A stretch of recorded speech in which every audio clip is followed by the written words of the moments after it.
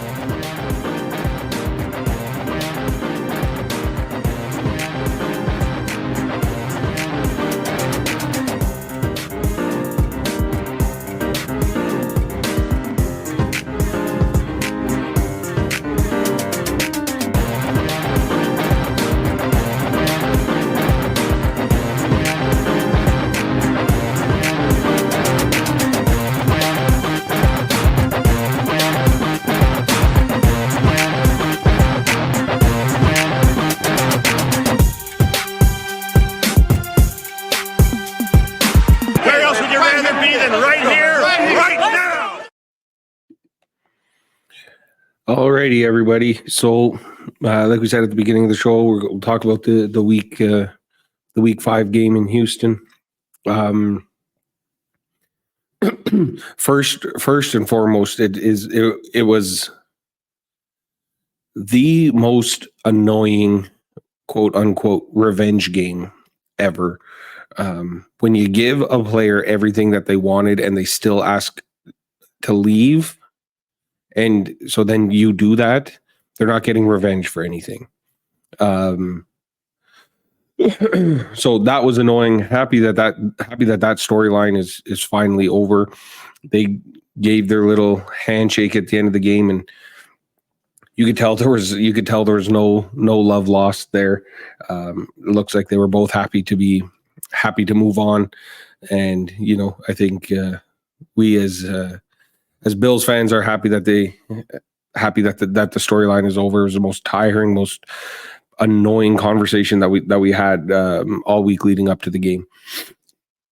But now for the game, the first most obvious takeaway from the game is that everybody eats isn't working. Everybody eats is okay when people are eating, quote unquote.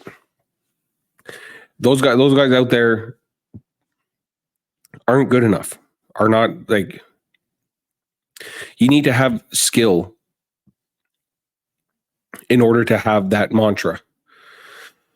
And our wide receiving group just doesn't have the skill. I've said it before. It's fine. It's okay to believe in that at the beginning. But you also have to live you also have to be okay in realizing that you were wrong and that you might have made a mistake, and that this philosophy that you're trying to use is not working for your team. Okay, so Mac Hollins trying to track. I can track the ball better than Mac Hollins can. If I'm running, I can run underneath the ball better than Mac Hollins can. Okay, this guy, he looks like he's absolutely lost out there. No, he's just running. He's just running. That's it. Like, he's got no intention behind what he's doing. He's just running. It was so frustrating to watch. Keon Coleman, he saved himself with that touchdown. But like, whatever it was, like 3 plays before that, or I can't really remember when it was in the game, but he had the ball bounce off the back of his head because he wasn't expecting to get a pass. Like, understand there's growing pains with a rookie and not being on the same page as your quarterback. But stuff like that can't happen. It can't happen. You're in the NFL. There's other rookie wide receivers that aren't doing that. That aren't having that issue. So I don't know. Watching that game was so frustrating at the lack of talent that is around Josh Allen. Now, definitely 1,000% Josh played bad. Josh played really bad. That's okay. That's okay for him to have a bad game. It's going to happen. Probably hasn't happened in the past couple of years, but it's going to happen to him. It's probably going to happen to him again where he has a bad game, and that's fine. But what are we doing about it, and how are we adjusting to that? Because we made 0 adjustments and we did 0 things to help him out. The running game was working. James Cook was, I don't know, it felt like every time he got the ball, it was at least 5 yards. It was at least 4 or 5 yards. It felt like, watch it, like, I don't know what his actual average per carry was, but it felt like every time he was running between the tackles, he was getting almost a first down. It felt like he was at the 9, 10, 11 yard mark by the time he was actually being brought down. And for some reason, we didn't just run the ball 100% of the time. Like, we just got beat by Baltimore with them doing that. They saw that Derrick Henry was clicking and was brought his A game, and the run game was working, and they just ran the ball down our throats. After the first drive of the game, I saw lots of people on Twitter saying the same thing too, but after the first drive of the game, every single first down from then for the rest of the game, every single first down should have been a James Cook run. Every single one of them. And get the defense, and then you can start once you're in the third quarter, either that run is going to break for 80 yards, or now you're in the position where they're expecting run so much that now you can look at the play action, and now you can, get Josh on a bootleg and try and make something happen. But the lack of creativity, the lack of understanding what's going on in the game was so frustrating. So frustrating to watch. You're sitting there watching the game being like, why aren't we doing this thing that's been working all game? Like, I don't know, maybe I'm the one who's in the wrong, but I feel like you run the ball should be, especially when it's working, running the ball should be your go-to. Maybe that's old school because now we're in such a passing league that we just want to force passes all over the place. But run the ball until they give you a reason to stop running the ball. And Houston didn't do that. We just stopped doing it on our own. We're like, hey, this thing is working. Let's stop doing it. That was the issue against Baltimore. That was the issue against, or one of the issues against Baltimore. Like we said, there was plenty of wrong in Baltimore. But the glaring issue in this week was the lack of weapons that we have at wide receiver and the play calling / game management / decision making from Joe Brady and Sean McDermott. Those are the takeaways from the game. We got beat on a deep ball where a rookie safety, Cole Bishop, who looks like he's going to be really, really good, made a mistake that you can live with as a hey, that's a mistake that a rookie made that he's probably never going to make again. Okay. If that is the reason, like if that play doesn't happen, we win the game, right? Because that's 7 points that shouldn't be up on the board. Okay. But you have to be able to overcome that, especially if this is the team that you put together. You have Cole Bishop out there knowing full well that he's a rookie, knowing full well that rookies are probably going to make a mistake or two. You have to live with the mistakes that the rookies make, right? So as much as I blame McDermott and Joe Brady, I blame Brandon Beane just as much for this loss, because this is the roster that he wanted. This is the team that he wanted to assemble and put out there and expect to go win games. Mac Hollins is wide receiver. Mac Hollins is wide receiver number 1 on the team because Shakir is out. Okay. But like, what are we doing? You can't field the team with Mac Hollins being your number 1 guy. He was a practice squad, like wide receiver 5-6 guy. And he's our wide receiver 1. It doesn't make any sense. So I put a lot of this game in particular on Brandon Beane, because he's the guy who, if you want to say that the safety was the problem, which I don't think it was, but if you want to, you guys know how much I've been pounding the table to get how much I was pounding the table to get Justin Simmons in the offseason. We should have went out and got him. I put out a tweet the other day, like the players that we didn't sign in the offseason that we could have. It was like Matthew Judon, Justin Simmons, maybe make a trade for Brandon Ayuk when all that stuff was going on with Ayuk. Even though I wasn't a fan or didn't want that to happen, because like I said, I had faith in the guy who's making the decisions. And maybe you think, okay, maybe these guys might know a little bit more than me about football. But I don't care about the guys off field issues. And if it was going to be another Stephon Diggs thing, get Brandon Ayuk when you could have done it, because what we saw out there, we need somebody. We need something.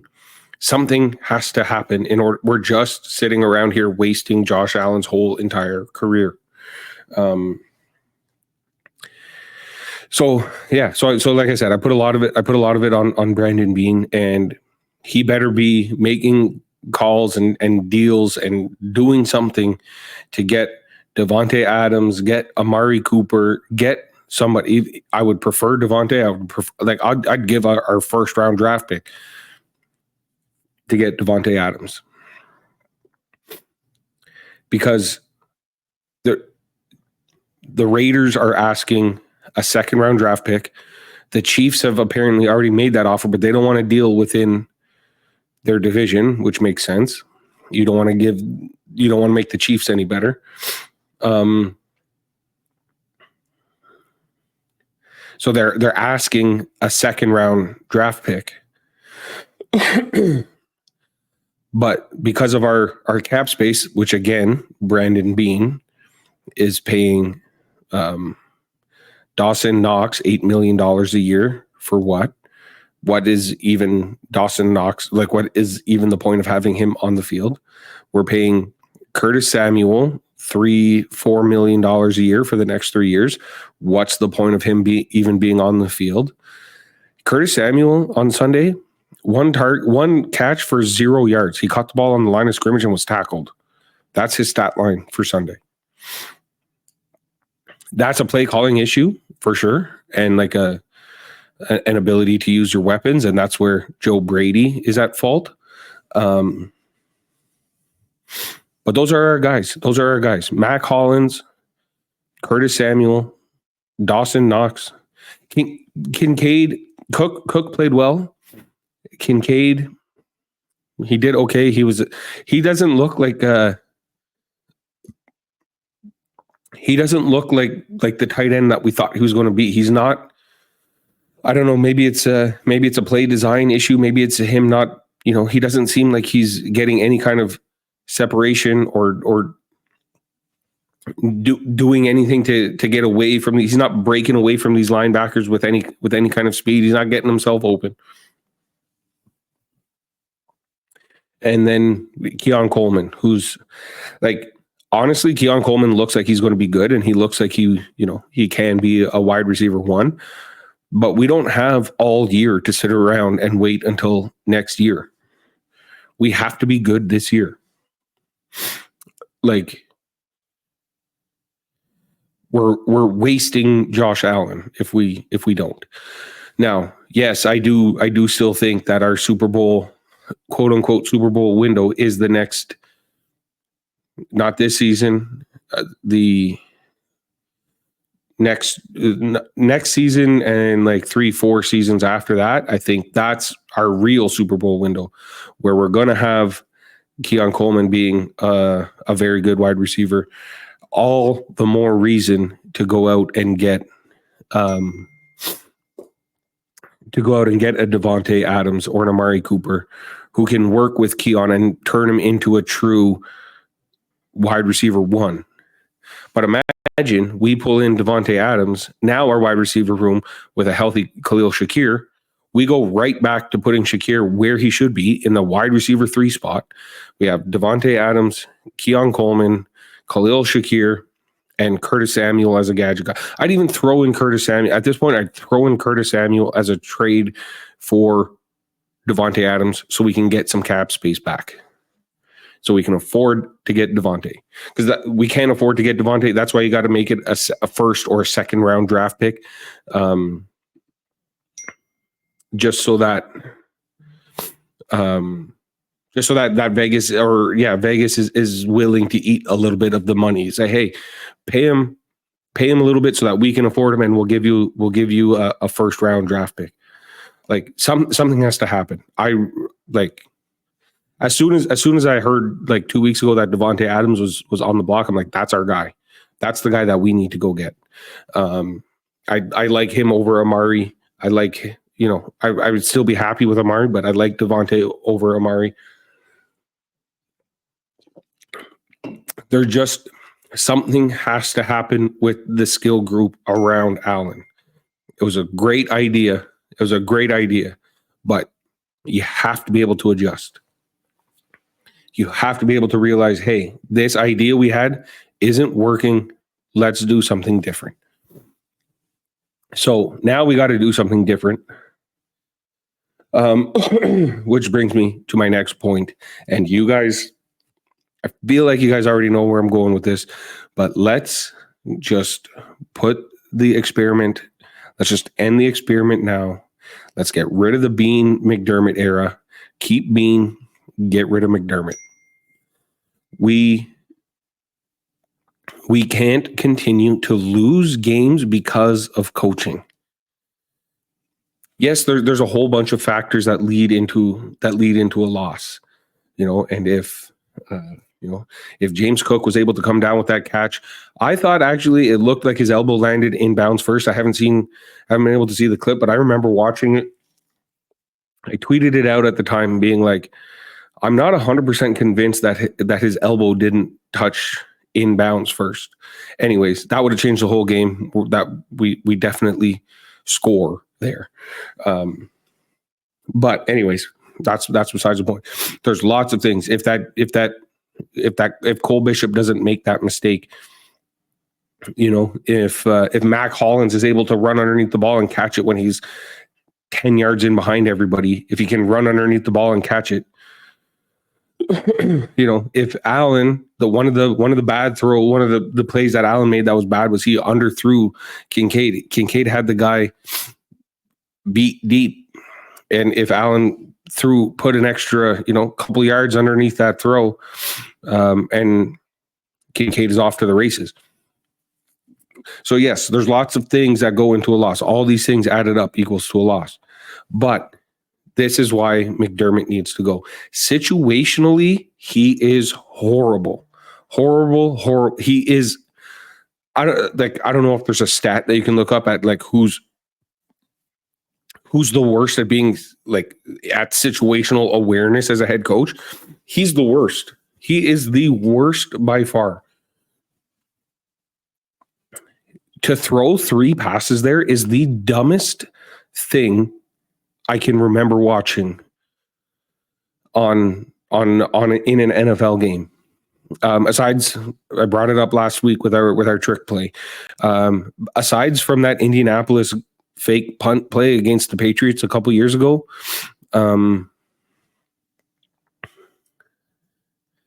where they snapped it when they shouldn't have. That is dumb. Like that throwing 3 passes there is that level of dumb. Texans have 3 timeouts. We're on our 3-yard line. Do you think we're going to go 97 yards for a touchdown? Or do you think we're going to go 60 yards and get a field goal? Like, it's not going to happen. We have no timeouts and there's 30 seconds left in the game. Not going to happen. Not going to happen. Oh, but what about, Houston still had 3 timeouts. That's why you run the ball. Run the ball 3 times. That's it. That's all we needed to do. Run the ball 3 times, and then we're playing overtime, and then who knows what's happening. But we stole the momentum back in that game, and we came back. It was ugly early. That's another issue why I don't like Brandon or Sean McDermott. Maybe it's a player issue and I'm being too harsh on McDermott, but I feel like if the guys aren't ready to go and at the beginning of the game we're all kind of unorganized and we don't know what's going on. It happened in Arizona week 1. It happened the whole entire game in Baltimore. It happened on Sunday against Houston. We're not ready to go when the game starts. We're not. And then we play we're fighting uphill the whole entire game. Anyways, so we finally get the momentum back, tie up the game. What does our brave and fearless leader do? 3 passes that takes off 16 seconds off the clock, and we punt it to them from our end zone. We've been running the ball all game. We already knew that. Run the ball. They're going to be expecting, even if you just take Josh Allen and sneak it up the middle 3 times, you're going to burn off 3-4 seconds. I think the average play is 4 seconds long. You're going to burn off 4 seconds each time. So there's 12 seconds gone just on doing that. But now Houston doesn't have any more timeouts, first of all. And now on 4th down, you're punting with a little bit more space. Who knows? James Cook might have been able to get us a first down. the way he was running the ball, I don't see why 3 runs wouldn't have been a first down. But even if it's not, you've given the punter a little, even 2-3 yards more room is fine. Get him outside of the 5-yard line so that he doesn't have to stand essentially out of bounds before he's punting. And then punt the ball down the field. Now Houston has 0 timeouts left to try and get into field goal range. They got 5 yards on that play, called the timeout, and then kicked a 59-yard field goal. Right? So if they didn't have the timeouts, they would have had to go for it all if they wanted to win. Most likely what they do is they get the ball at their own 30-yard line with no timeouts and 10 seconds left on the clock, and they just take a knee and play for overtime as well. That's the most likely situation. They might throw a Hail Mary kind of thing, but whatever.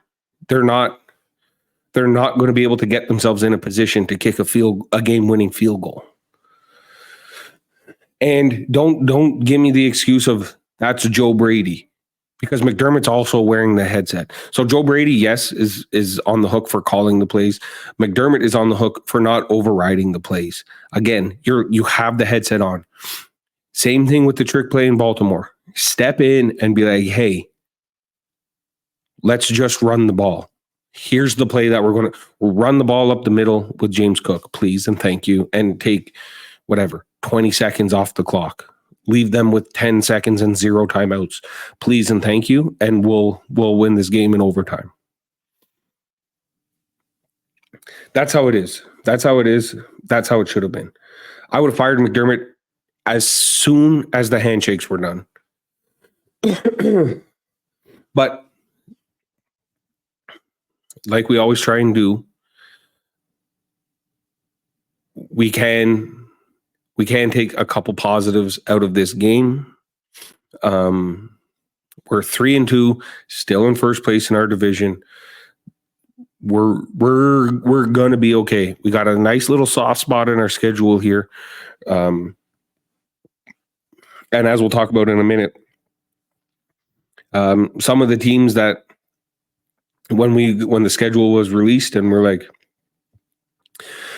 oh damn, like this is going to be a tough one. This is going to be a tough season. This is a tough schedule. Some of those teams aren't looking too hot right now. So we got a nice little soft spot in our schedule here right now. We can go on a little bit of a run. So everything is going to be okay. But these type of games can't. You've burned them up. You've burned up your two shitty games for the season. You only get a couple a year where you can lay an egg, and we've burned them up. So we got to play good football the rest of the season. I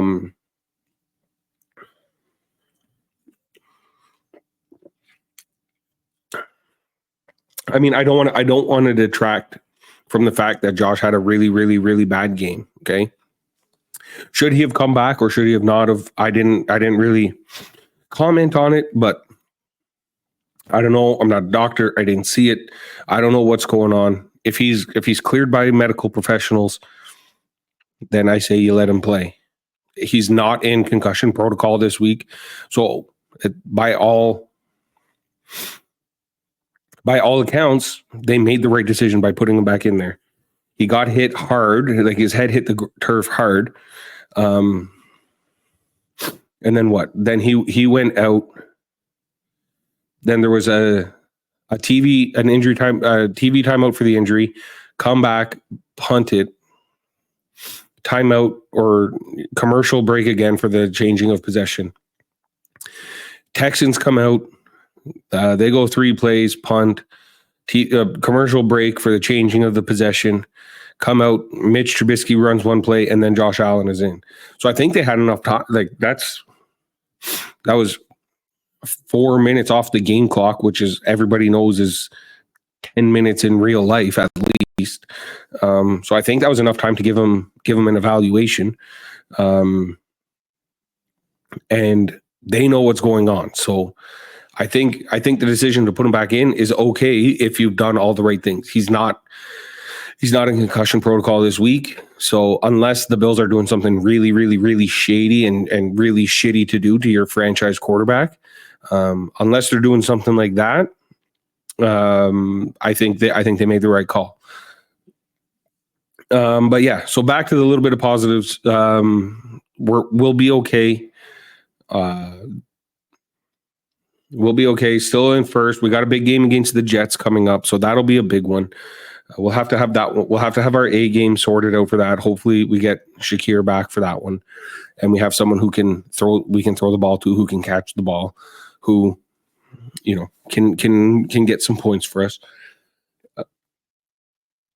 Dwayne Carter, he had a really, really, really good game. He looks like a really good draft pick for us. He played really well. Nice to see Terrell Bernard back. He made a big play, 2 big plays actually. Got the interception and stopped the 4th down. Which, if I was a Houston Texans fan, I'd be livid at going for that 4th down conversion. Kick the field goal, get points on the board. You're in the middle of a battle here. Don't take points off the board by doing something like that.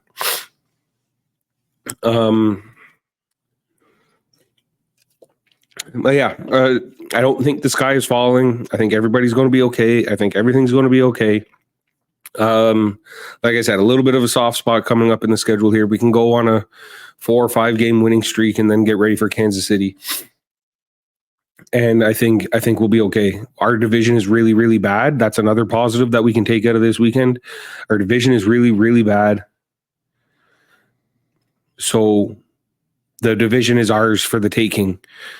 We just gotta put it all together. But yeah, so I'm going to take a quick little break here. We'll come right back and we'll touch on some stuff from around the league. Alrighty, you guys, back now. So a couple things to talk about from around the league. You guys know I was really high on San Fran. I thought they were really, really good, and I still think their roster is absolutely stacked. But I don't know. They don't. Maybe they are. Maybe they are too dependent on Christian McCaffrey. Maybe he's the guy. Maybe he's the key piece that keeps that whole thing in motion. But I don't know what's going on. Like they kind of get into the red zone and they do a whole bunch of stuff that they have no problems moving the ball down the field. They got all these good plays, and then when they get into the red zone, it's almost like they freak out a little bit and kind of don't just do the simple thing. They're running around trying to do too much when you don't have as much space in the field to work with. Like when you're on the goal line, just hand it off to Mason and let him get a touchdown. Like it almost like they're kind of out thinking themselves and Shanahan is like out coaching himself and trying to do too much. So I don't know. I thought I still think they're really, really good. I think they're going to be a really tough game against Buffalo, but I don't know. For Seattle to be leading that division now, I think Seattle is I don't think they're as good as their record shows, but for Seattle to be leading that division is crazy to me because the 49ers and the Rams are also in that division, and those are the 2 teams that should be the teams that are in the battle for the division. Now, granted, yes, it is only week 5, so like it's not like the battle for the division is already over. But it's just surprising to me, like for a team that I thought had every roster spot filled with the best of the best, like they're just, I don't know, maybe they're just not playing it, or like Fred Warner's should be the defensive player of the year. He's having a great year. But I don't know what it is. They just don't seem like it just doesn't seem like it's all clicking for them just yet. So I think once they kind of figure it out, you don't want to say figure it out because like they're obviously a good team, but once it starts rolling for them, they're a very scary team, but it just hasn't, for whatever reason, hasn't been working out for them. And I think maybe McCaffrey is further proving my point as to why he should have won MVP last year over Lamar. Because maybe he is the guy that makes that whole system work, and they're relying on him, or they need him to get back into the lineup in order to kind of get back to where they were. The other one to talk about was Baltimore Cincy game. That game was crazy. Lamar versus Burrow. Exciting game right down to the wire. Further proof as to what I was saying last week about why didn't we pass more. Maybe low key we knew that our wide receiver group was very bad, and that's why we didn't pass against the Ravens. But everybody who passes the ball against the Ravens is at least competing with the Ravens. Cincinnati obviously didn't win, but Joe Burrow threw for 400 yards and 5 touchdowns or whatever it was, and took the game into overtime with him. So I don't think that that's a game where you look at and say, okay, Lamar Jackson won that game for them, or like did it not the same as the Buffalo game.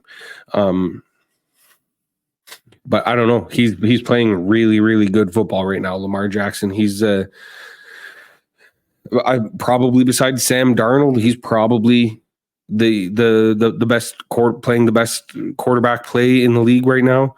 Sam Darnold's just absolutely on fire, and probably the front runner for the MVP so far this year. But I don't know. That game was really, really exciting. I didn't watch it. It was on the same time as the Bills game, but it was from what I've seen, it was a really, really exciting game to watch. A really good battle between the two teams, and watching it as a Bills fan, you're kind of just like, man, why didn't we do something like that against Baltimore?